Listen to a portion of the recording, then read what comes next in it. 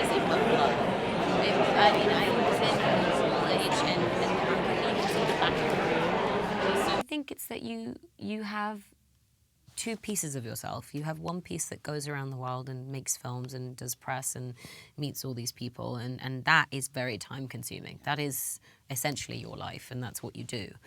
And then I know that I have another person that's that I don't spend that much time for, who probably was a lot bigger when I was 16, 17, 18, because I had more time on my hands.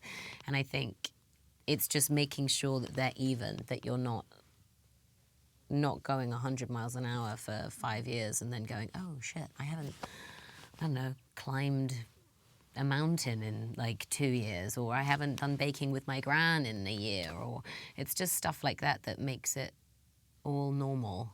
Right next to him.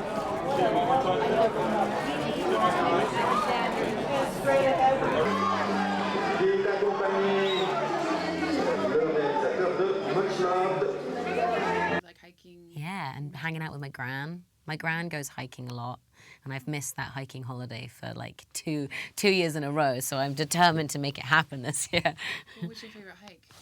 We go to the Lake District, and we go to do like Scoreful Pike or Lord's Rake or the Morsdale Horseshoe, which are all things that you don't know, I'm sorry. No, but they're amazing. My gran is this fantastic lady who she gets irritable if she doesn't walk. She's like a big walker. And so she takes poles and ropes and goes up mountains and will literally be gone for like 12 hours. And then we'll come down and be like, oh, that was a good run. And you're like, what? And she's amazing. So I try to spend as much time with her as I possibly can in between time, because like she's a good lady. Good yeah, gran is yeah, irreplaceable. heaven. I always smell so good, and the beds are always so comfy. Big smiles, everybody. Everyone on the right hand. Georgie. Start on the right. Lena, on the right.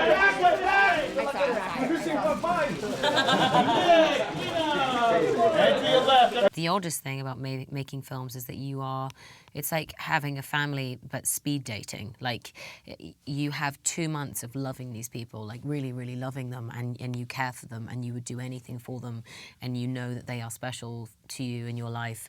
But everybody goes back to their corners of the world, and it's very tricky for lives to cross over again.